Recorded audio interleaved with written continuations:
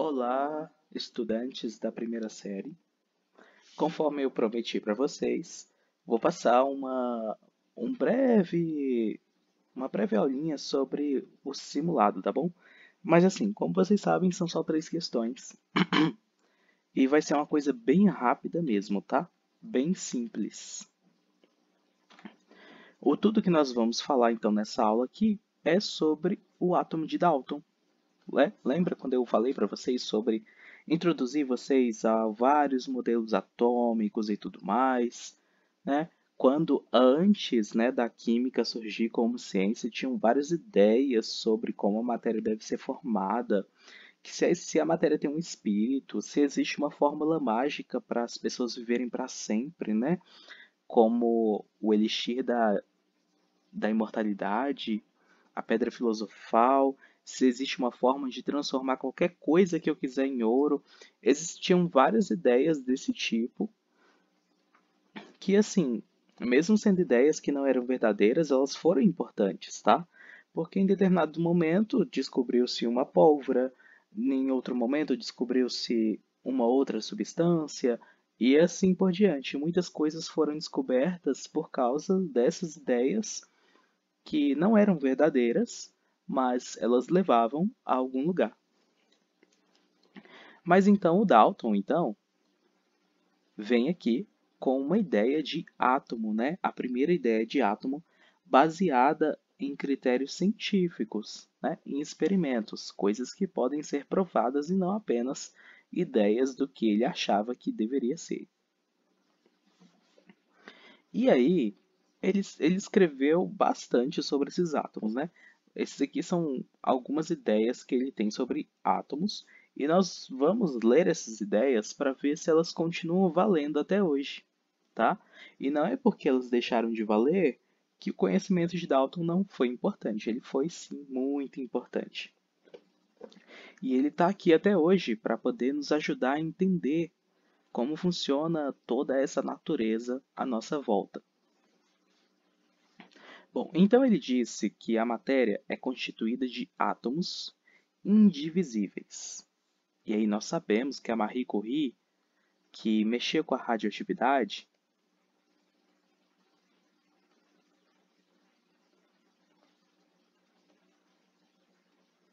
descobriu que os átomos não são indivisíveis, tá? Que eles podem ser destruídos. Inclusive, não o que a Marie Curie descobriu, mas anos depois foram descobertas bombas atômicas, por exemplo, que tem a ver com essa divisibilidade dos átomos. Então, isso não é mais verídico. Todos os átomos de um elemento químico são idênticos em massa, idênticos em massa e em todas as outras propriedades. Bom, isso aqui não é mais verdade, tá bom? Nós temos átomos que são diferentes, tá? Por exemplo, como eu falei para vocês na aula, lá sobre a massa do átomo, a gente fez uma soma padrão, mas eu falei para vocês que a massa que aparece lá na tabela periódica, ela é uma massa, ela é uma massa média, baseada nos átomos que existem, de fato. Então, se o hidrogênio tem uma massa média de 1,008, o que que significa média? Significa que uma pequena porcentagem desses átomos de hidrogênio não tem a massa de 1, certo? Que é aquele hidrogênio padrão que a gente soma, falando que ele tem um elétron, que não conta na massa, né? Um próton e só. Há outros hidrogênios que, na verdade, têm um próton e um nêutron. E há hidrogênios que têm um próton e dois nêutrons, dando uma massa aqui de 2, uma massa aqui de 3. Aí, baseado na porcentagem desses átomos que existem na natureza, é que eles fazem essa massa média. E é por isso que essa massa média não é 1, e sim 1,008. Então, portanto, o mesmo elemento químico, como o hidrogênio, não tem todos os seus átomos com a mesma massa. E isso, então, é o postulado de Dalton, que não é mais verídico. Bom, vamos para o próximo aqui. Diferentes elementos químicos têm diferentes tipos de átomos. Em particular, seus átomos têm diferentes massas. Bom, vamos dar uma olhada nisso daqui. Esse aqui é um exemplo perfeito. Massa 2. E o nosso hélio? Como é que fica? Tá, ele tem massa 4.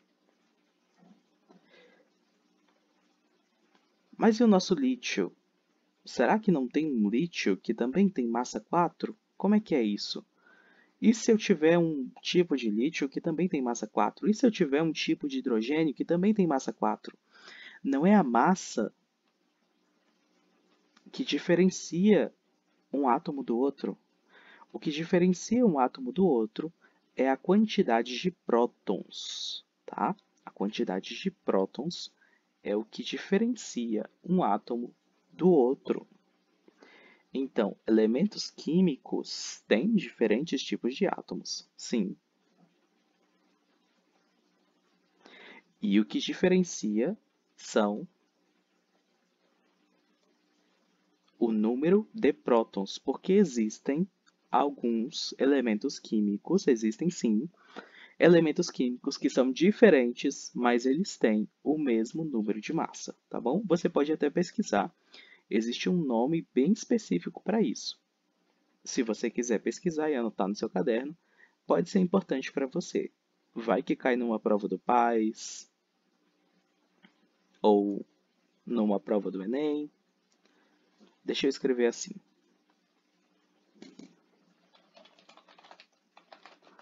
Elementos químicos diferentes que têm a mesma quantidade de massa. Ok. Vamos para o próximo. Ah, sim. Então, esse postulado aqui, até aqui está ok, mas a partir daqui não. Não está mais ok. Ok? Então, aí a gente... Ok. Essa parte aqui não está ok, só o comecinho. Para o próximo. Os átomos são indestrutíveis e nas reações químicas mantêm suas identidades. A gente sabe que os átomos não são indestrutíveis. Bom, então esse postulado aqui também não é mais verdadeiro.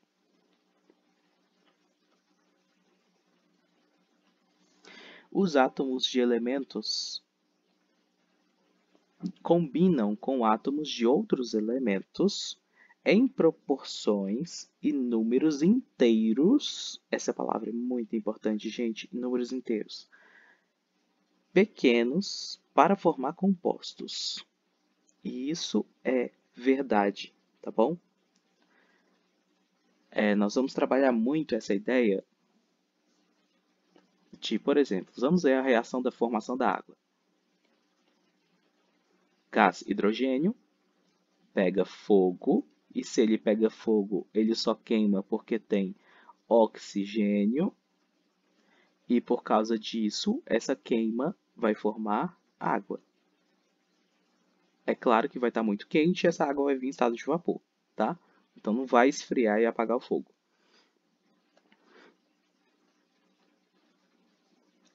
Só mais um detalhe aqui antes de eu continuar falando do que eu gostaria. É que na natureza nada se cria, nada se perde. Isso aqui não pode acontecer. Como é que antes eu tinha dois átomos de hidrogênio? Continuei com dois átomos de hidrogênio, ok. Mas antes eu tinha dois átomos de oxigênio e fui para um? Não, isso não pode acontecer. Vamos ter que colocar o número 2 aqui e o número 2 aqui. Olha só. Então, antes eu tinha 4 átomos de hidrogênio e permaneci na segunda situação com 4 átomos de hidrogênio. E na primeira situação eu tinha 2 átomos de oxigênio e permaneci na segunda situação com 2 átomos de oxigênio. Ok? Bom, voltando então para o que eu estava falando sobre o último postulado de Dalton aqui. Os elementos eles se combinam de formas diferentes. Olha só que bacana, né? Aqui eu tinha 2 átomos, 4 na verdade, né? de hidrogênio, eles estavam combinados dessa forma, e eles reagiram com o oxigênio de uma forma que libera muito calor, né? De uma forma muito exotérmica. Eu falei sobre esse nome com vocês antes. De uma forma muito exotérmica, eles reagiram então e fizeram uma nova combinação.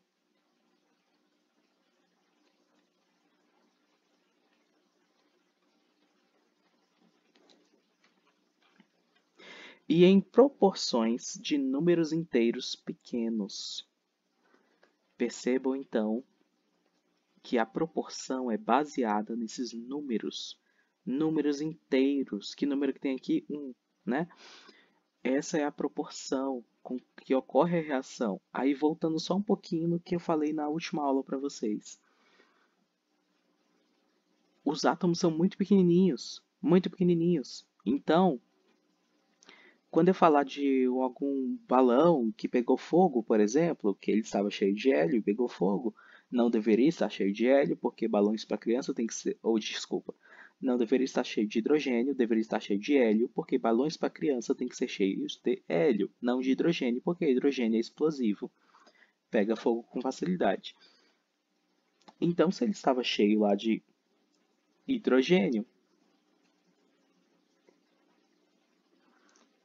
ele tinha muito mais que 4 átomos, né? Ou 2 moléculas de hidrogênio. Ele tinha muito mais que isso. Provavelmente ele tinha muito mais até do que 10 elevado a 6 vezes 10 elevado a 23. Bem mais do que isso. Talvez tivesse mais de 30 mols. Tá bom, vou parar por aqui, porque vocês não sabem ainda o que é mol. Enfim, não vou explicar para não se alongar muito tempo. Mas voltando então aos postulados, este postulado continua verdadeiro conforme Dalton passou para nós. E olha só, perceba só, várias coisas que ele falou não são mais tão, né? Existem explicações melhores, existem explicações mais competentes que abrangem melhor as coisas. Mas esse postulado aqui continua exatamente dessa forma, talvez para sempre, aliás, talvez por muitos anos ou talvez por mais alguns anos, né? Quem sabe isso mude. Bom, para além disso, vocês também precisam estudar sobre os cálculos ZANP e também sobre distribuição eletrônica, tá bom? Lembrando que eu já mandei uma aula sobre isso daqui. Fazendo esses estudos, é muito capaz que vocês consigam acertar todas as questões de química do simulado. Boa noite e até a próxima.